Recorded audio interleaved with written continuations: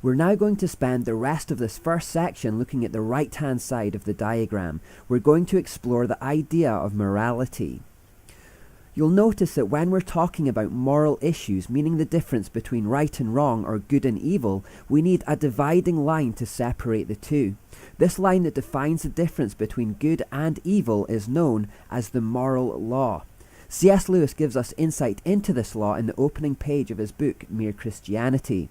He says, "Everyone has heard people quarrelling. Sometimes it sounds funny and sometimes it sounds merely unpleasant. But however it sounds, I believe we can learn something very important from listening to the kinds of things they say. They say things like, 'How'd you like it if anyone did the same to you? That's my seat, I was here first. Leave him alone, he isn't doing you any harm. Why should you shove in first? Give me a bit of your orange, I gave you a bit of mine. Come on, you promised.' People say things like that every day, educated people as well as uneducated, and children as well as grown-ups. Now what interests me about all these remarks is that the man who makes them is not merely saying that the other man's behaviour does not happen to please him, he is appealing to some kind of standard of behaviour which he expects the other man to know about, and the other man very seldom replies, 'To hell with your standard.'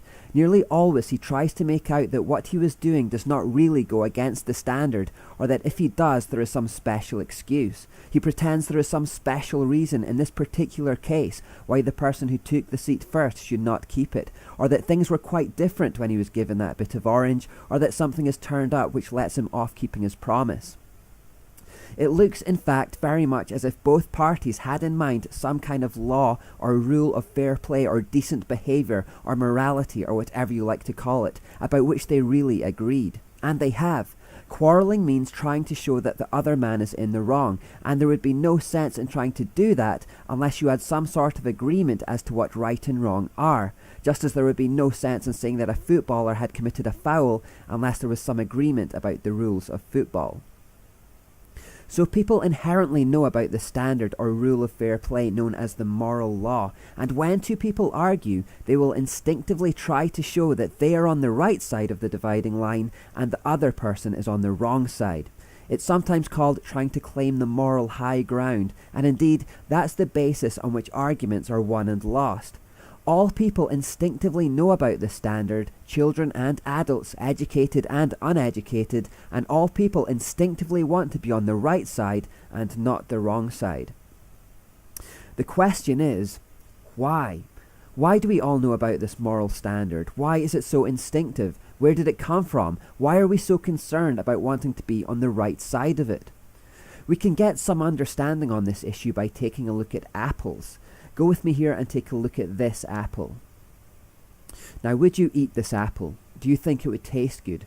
If you're sensible, you wouldn't put this near your mouth because you know just by looking at it that this is a bad apple. But how do you know that it's bad? The only reason that you know that this is a bad apple is because you know what a good one looks like.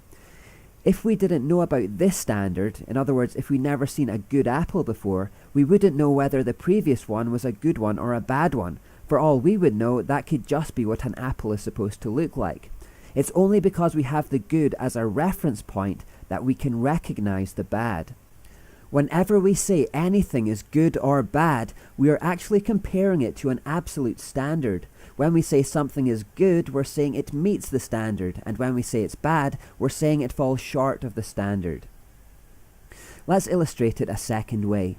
The only reason we know this is darkness is because we've seen light and we recognize darkness by the comparison.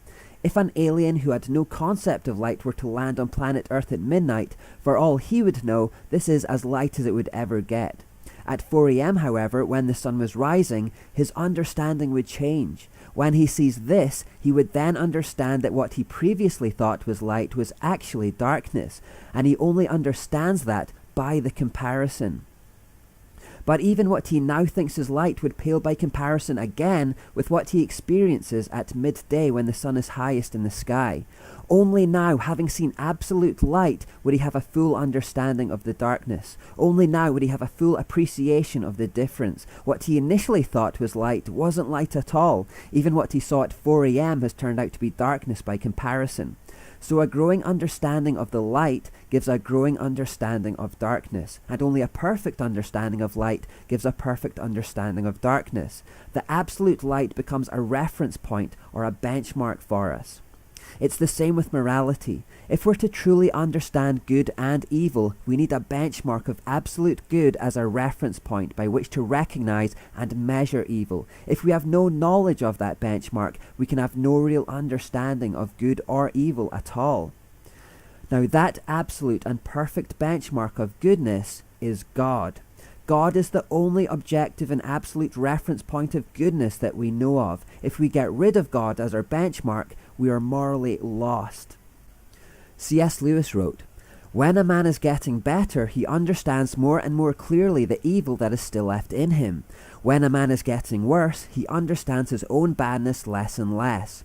This is common sense, really. You understand sleep when you are awake, not while you are sleeping. You can understand the nature of drunkenness when you are sober, not while you are drunk. Good people know about both good and evil. Bad people do not know about either.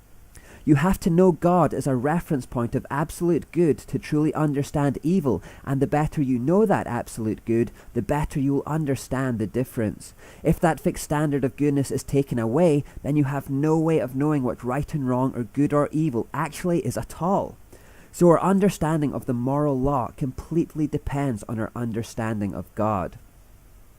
The moral law stems from God. It is an expression of who He is. The standard of the moral law is God's standard. The moral law is God's law.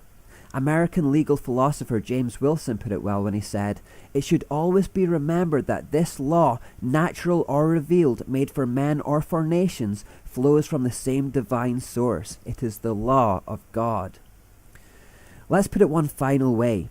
You often hear people talking about moral compasses, this inner sense of right and wrong that regulates our behaviour. I remember during the London riots in 2011, the news channels were filled with people shaking their heads, wondering what had happened to everyone's moral compasses. Well, real compasses only work in reference to a fixed point called magnetic north or true north, and the compass gives your bearings in relation to it. If magnetic north did not exist as an absolute reference point, then the compass would be completely useless. It's the same with moral compasses. They only work in reference to an objective fixed point of morality called God. Without that absolute fixed reference point of goodness, we have no way of navigating right and wrong or even knowing what those words mean. Take God away and our diagram looks like this. There is no moral law anymore, no fixed reference point to divide between good and evil, no benchmark of goodness, no boundaries, no such thing as absolute right and wrong.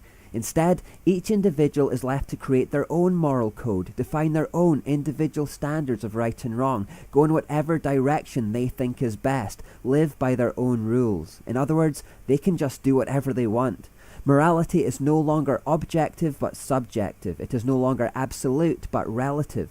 People without God have nothing to refer to except themselves, so every person becomes their own standard of goodness, their own moral arbiter. So in a sense, each person becomes their own God. And you know what? People quite like this thought. It sounds liberating to remove the restraint of the rigid moral code that God's existence imposes. And let's be clear, the moral law is indeed rigid. C.S. Lewis again wrote, "There is nothing indulgent about the moral law. It is as hard as nails. It tells you to do the straight thing, and it does not seem to care how painful or dangerous or difficult it is to do." People hate that. When we've wronged someone and we know we should apologize, it's the hardest thing in the world to obey our conscience. In those moments, we would love to find a loophole in the moral law that would let us off the hook. But the moral law is as hard as nails, and it demands that you do the right thing and apologize anyway. When we have a chance to download free music instead of paying for it, when we see some tempting chocolate in the refrigerator that doesn't belong to us, when lying would allow us to escape punishment or gain some other personal advantage, there's a part of all of us that wishes the moral law didn't exist. We'll often wrestle with it in a vain attempt to find our loopholes. We'll try to create grey areas and blur lines or erase them altogether. They didn't apologize when they wronged me, so now we're even. Musicians are rich, they won't miss a few pennies from me. They're on a diet anyway, I'm doing them a favour eating their chocolate. If I lie just this once, I'll make up for it in other ways later, and it's only a white lie anyway. And does the moral law really say? We try to manipulate, bend or erase the moral law to accommodate our whims and selfish fancies and to appease our conscience. What we'd really like is to be liberated from it altogether so that we can do what we want. Do what you want. We can't deny how freeing that sounds. But unbeknownst to many people, the golden rule of Satanism is simply this: do what thou wilt shall be the whole of the law. Or in plainer English, do what you want. Or to put it a third way, Satan's law is that there is no law at all. It's a law of lawlessness, chaos, anarchy. Just do what you want whenever you want to do it. As far as laws go, it's a very simple one. If you don't want to apologize, then don't. If you want that chocolate, then take it. If you want that music, download it. If you need to lie about it, then lie about it. Do anything that makes you happy. Put yourself first. You are your own God. Satan claims this selfish, licentious egocentricity represents freedom.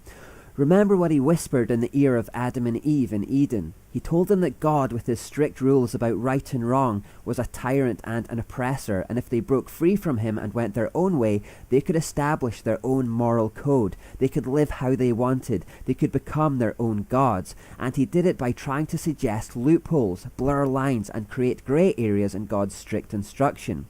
Did God really say you couldn't eat that fruit?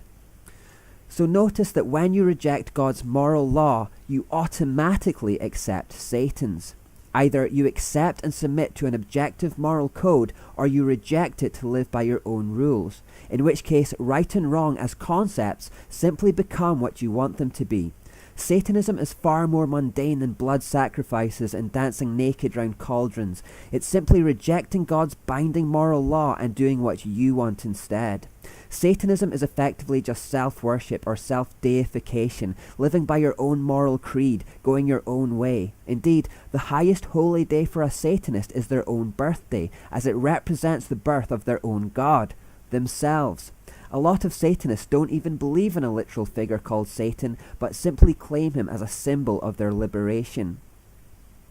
When we understand all this, we are faced with the shocking realization that because the majority of our secular society has decided to reject God and follow their own path, the majority of society are actually following Satan without knowing it. And as we've already learned, those who follow Satan will meet the end that he meets. What is more, as people reject God, they reject the benchmark or reference point of absolute good, so they begin to lose sight of what good and evil means, and as they instead do what they want, they don't realize how bad they are becoming. They stop being able to understand their own sinfulness. Their moral compass goes into a spin. The Bible says, "Most men will proclaim every one his own goodness." Even Hitler genuinely thought highly of himself. People without God become like mouldy apples who can't see their own mouldiness because they've got no true concept of a good one. Or like a 4 a.m. sky that thinks that that's as light as a sky can be. They don't realize just how far short of the benchmark they are. A godless person doesn't just become evil, but they understand the difference between good and evil less. Their minds become dark and confused.